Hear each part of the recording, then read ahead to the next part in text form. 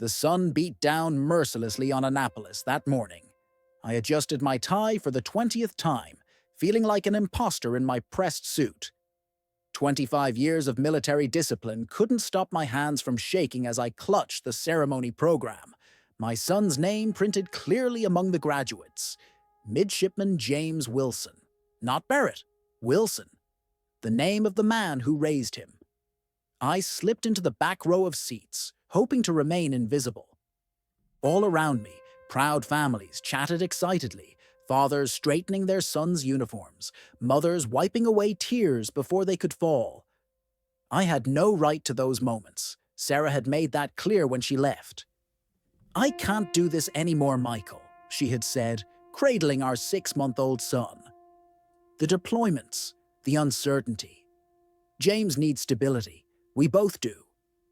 I still remember the weight of my wedding ring as I twisted it off my finger, the way James had looked at me with curious eyes, too young to understand he was saying goodbye to his father.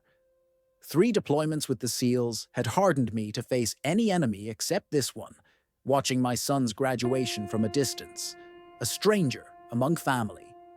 I had honored Sarah's request all these years.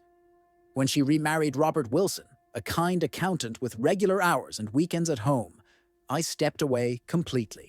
My own mother thought I was cruel to abandon my child, but she didn't understand. Sometimes love means staying away. My former mother-in-law, Elizabeth, was my only connection. Once a year she would send photographs. James taking his first steps, James in Little League, James at his high school graduation. I kept every single one in a worn shoebox beneath my bed. When Elizabeth called me 3 months ago, her voice trembling, I thought someone had died. "He's graduating from the Naval Academy, Michael. He's following in your footsteps without even knowing it." The irony wasn't lost on me. My son had chosen the very path that had cost me my family. The ceremony began with pomp and circumstance. I watched as rows of white uniforms filed in, trying to spot James among them. My chest tightened when I finally saw him, tall and straight-backed, with my jawline and Sarah's eyes. Captain Thomas Reynolds, a man I'd served with briefly in my early days, approached the microphone. I sank lower in my seat, hoping he wouldn't notice me. The standard speeches began, and I lost myself in thoughts of what might have been. Then, something unexpected. "Before we continue," Captain Reynolds said, his voice carrying across the field, "I'd like to acknowledge a special guest with us today, retired Navy SEAL Commander Michael Barrett, Silver Star recipient and father of Midshipman James Wilson." The world stopped. Hundreds of heads turned, searching. James froze mid-applause, his eyes scanning the crowd with sudden intensity. How did Reynolds know? Who had told him? 25 years of careful distance collapsed in an instant. Our eyes met across the sea of white uniforms and proud families. In his face, I saw confusion, then recognition, then something I couldn't quite name. Sarah, seated in the front row beside Robert, turned sharply. Her hand flew to her mouth. I stood, unsure what else to do, as applause erupted around me. But I barely heard it, because in that moment, as my son stared back at me, I realized this was only the beginning of a story 25 years in the making. One neither of us was prepared for. Time seemed to stretch into eternity as I stood there, exposed under the glaring sun. The applause continued, but all I could focus on was James, my son, whose eyes hadn't left mine since Captain Reynolds had uttered my name. I managed a small, uncertain nod in his direction. What right did I have to acknowledge him as mine after all these years? 25 birthdays missed, 25 Christmases absent, a lifetime of fatherhood surrendered. Captain Reynolds gestured toward me, his smile wide beneath his officer's cap. Commander Barrett served 3 distinguished tours before his retirement. His tactical innovations in maritime operations are still taught right here at the Academy. More applause, more stares. My collar felt impossibly tight. "I believe we have him to thank for inspiring at least one of our graduates today," Reynolds continued, his eyes finding James among the sea of white uniforms. James remained perfectly still, naval discipline evident in his posture even as his world tilted on its axis. The young man sitting beside him leaned over to whisper something. I watched James shake his head slightly in response, his expression unreadable. Across the crowd, I caught Robert Wilson's gaze, the man who had been there for first steps, baseball games and heartbreaks, the man who had earned the right to the name on my son's diploma, looked at me not with anger, but with a complex mixture of understanding and apprehension. Sarah's face was harder to decipher. Shock, certainly. Perhaps anger, but something else flickered there too, a shadow of our shared past, of what we had once been to each other. The ceremony continued. I sank back into my seat, heart pounding against my ribcage like it was trying to escape. Names were called. Diplomas were presented. When James Robert Wilson echoed across the field, I watched my boy, no longer a boy at all, stride confidently across the stage. His movements were precise, economical. A sailor's movements, my movements. Before I continue, I should mention that many viewers have noticed YouTube unsubscribing them from channels they follow. If you're enjoying this story and want to see how this unexpected reunion unfolds, please check that you're still subscribed and consider leaving a like. Your support helps these stories reach others who might need them. Now, back to that pivotal moment at Annapolis. As the ceremony concluded and the new officers tossed their caps skyward in jubilation, I remained frozen in place. The crowd began to disperse, families rushing to embrace their graduates. I had no plan for this moment. Elizabeth had secured my invitation, but we never discussed what would happen after. I started to retreat, telling myself I'd accomplished what I came for. I'd seen my son graduate. That would have to be enough. Then I heard it, a voice behind me. "Commander Barrett?" I turned slowly. James stood 5 feet away, cap tucked under his arm, sunlight glinting off his new ensign bars. Up close, the resemblance was startling, like looking at myself 25 years ago, but with Sarah's gentler features softening the edges. James, I managed, his name unfamiliar on my lips after so many years of silent prayers. "Captain Reynolds said you were..." He paused, searching for words. "He said you helped design the tactical training I just completed." Not, "Why did you leave?" or "Where have you been?" Just this professional acknowledgement. Perhaps it was easier this way. "I did, yes," I replied, desperately trying to read his expression. "You did well, I assume." "Top of the class," he said, a hint of pride breaking through his carefully controlled facade. Behind him I saw Sarah approaching slowly, Robert a few steps behind her. Their faces held the weight of 2 decades of secrets about to unravel. James noticed my gaze shift and glanced over his shoulder. When he turned back to me, his eyes had hardened slightly. "My mother is coming," he said, his voice lower now. "She doesn't know I've read your letters." My breath caught. My letters? His response was interrupted as Sarah reached us, her hand instinctively moving to James's shoulder, protective even now, even with him in uniform. "Michael," she said, my name sounding like both a greeting and a warning. The air between us crackled with unspoken history, with choices made and consequences lived.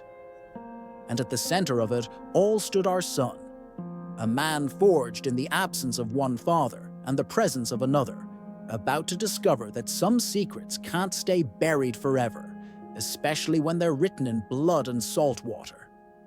"Captain Reynolds invited you today, didn't he?" Sarah's voice was measured, controlled, as if we were strangers making small talk about the weather rather than former lovers standing in the wreckage of our past. I cleared my throat. Actually, Elizabeth arranged it. Oh. Sarah's eyes widened. My mother? She knew you were coming? Before I could respond, Robert stepped forward, extending his hand. The gesture caught me off guard, this unexpected civility from the man who had raised my son. "Commander," he said, his grip firm. "James has spoken highly of your tactical innovations. They're apparently required reading at the Academy." The absurdity of the moment struck me. 25 years of absence reduced to professional pleasantries. "Dad," James said, looking at Robert, "could you give us a minute?" Dad. The word sliced through me like shrapnel. A title earned through thousands of bedtime stories, driving lessons, and teenage arguments. A title I had forfeited. Robert hesitated, glancing at Sarah, but nodded. "We'll wait by the fountain," he said, touching his wife's elbow gently. Sarah didn't move. "James, I think we should discuss this at home." "Mom," James said, his voice carrying a quiet authority that reminded me of my own commanding officer days. "I'm not asking." Something passed between mother and son, a silent negotiation that I wasn't privy to. Finally, Sarah relented, casting one last warning glance in my direction before joining Robert. Alone with my son at last, I found myself at a loss for words. What could I possibly say to bridge 25 years of absence? "You mentioned letters," I ventured. James's posture shifted slightly. "In Grandma's attic. I found them 3 years ago when helping her move to the assisted living facility." He paused, studying my face. Dozens of them. All returned unopened.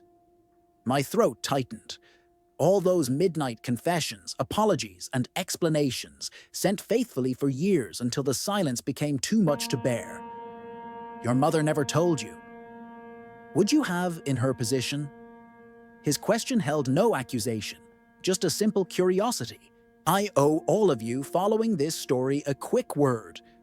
YouTube has been randomly unsubscribing viewers lately, so if you're invested in finding out what those letters contained, please check that you're still subscribed and drop a like to keep these stories coming your way." Now back to this moment that's been 25 years in the making. "I don't know," I admitted. "I'd like to think I would have, but truth is, I've never been in her position." "Why did you leave?" The question came suddenly, his professional demeanor cracking just enough to reveal the wounded boy beneath. I'd rehearsed this answer countless times in my mind, but now that the moment had arrived, the carefully constructed explanation felt hollow. "The official story is that I was deployed on a classified operation," I began. "And the unofficial story," his eyes, my eyes, fixed on mine with unflinching intensity, "is much more complicated." I swallowed hard. "And not entirely honorable." A slight breeze ruffled his short military cut as he considered my words. "Captain Reynolds says you saved his life in '98. Said it was the bravest thing he'd ever witnessed." I glanced toward where Reynolds stood chatting with other officers, unaware of the moment unfolding across the lawn. "The thing about bravery, James," I said quietly, "is that it's easier to show it with strangers than with the people who matter most." James checked his watch, a gesture so hauntingly familiar it stole my breath. I used to do the same thing when uncomfortable conversations stretched too long. "I ship out tomorrow morning," he said. "First assignment is the USS Lincoln." The significance wasn't lost on me. My first posting had been on the Lincoln, too. "Did you request it?" A hint of a smile crossed his face. "Perhaps." From across the lawn, I could see Sarah watching us intently, her arms crossed tightly across her chest. Beyond her, partially hidden by an oak tree, stood a figure I hadn't noticed before. Elizabeth, my former mother-in-law, observing from a distance.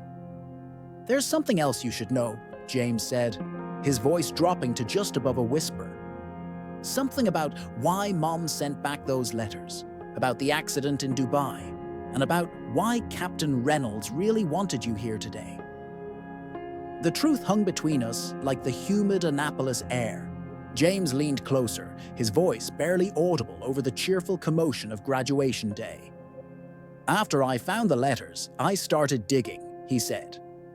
I requested your service records through Academy channels. Most were classified, but Captain Reynolds, he recognized my name immediately. My chest tightened.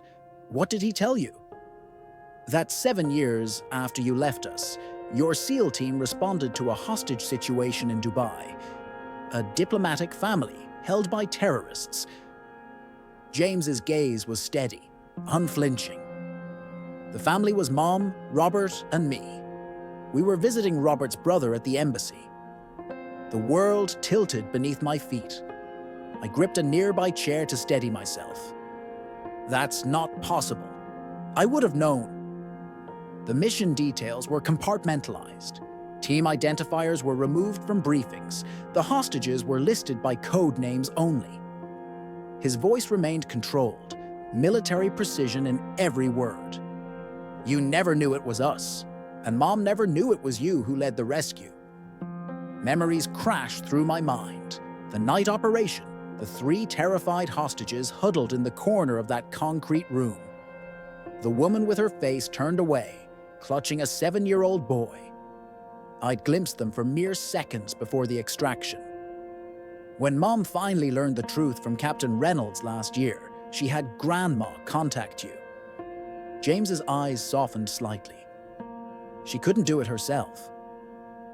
I noticed viewers have been experiencing subscription issues with YouTube lately.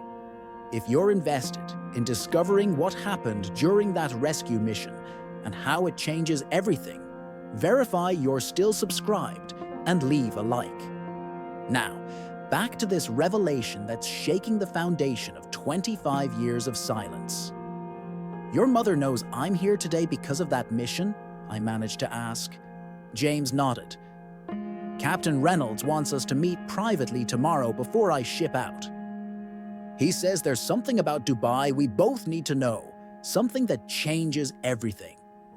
Sarah was watching us intently from across the lawn. In her eyes, I suddenly recognized not anger, but something far more complex, the weight of a truth too heavy to bear alone.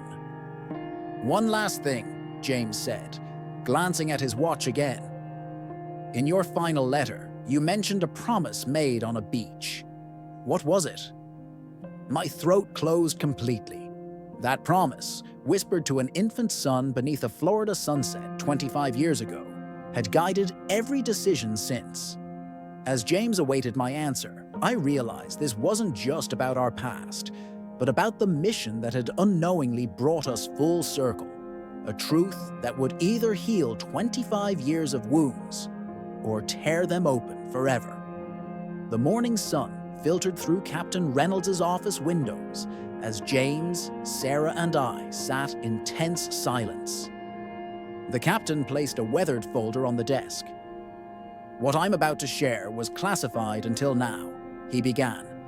That night in Dubai, there was more at stake than you knew. He slid a photograph across the table, a grainy image of a younger me carrying a child through darkness. The terrorists weren't random, Reynolds continued. They specifically targeted your family because of your work, Lieutenant. They knew exactly who Sarah had married. Sarah's hand trembled as she reached for mine. For the first time in 25 years, she didn't pull away. You left us to protect us, she whispered. I thought distance was safety, I admitted.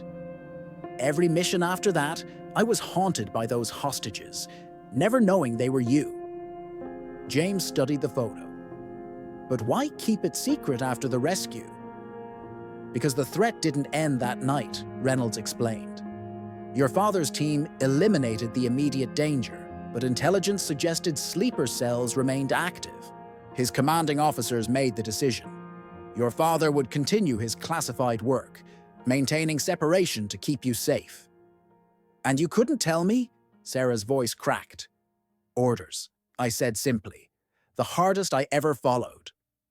James looked between us. And the beach promise? I took a deep breath. The night before I deployed for the first time, I took you to the shore. You were barely one. I promised that no matter what happened, I would always find a way back to you, even if you never knew I was there. You kept that promise, James said softly. Dubai. Sarah's tears fell freely now. All these years. I watched from afar, I admitted. Every graduation, every game. I was there, in the shadows. As sunlight streamed across the desk, illuminating the photograph of that fateful night, the circle finally closed. Not with the dramatic confrontation I'd feared, but with understanding, the missing piece that connected 25 years of sacrifice and silence. When James stood to leave, he did something I never expected. He saluted me, not as a fugitive father, but as the man who had saved his family twice. Once in Dubai, and again by staying away. Some missions never truly end. Some promises span decades. And sometimes, the greatest acts of love are the ones no one ever sees. If our story touched you today, consider subscribing. Like destiny brought this family back together, your subscription ensures you won't miss the moments that matter. Thank you for witnessing this journey home.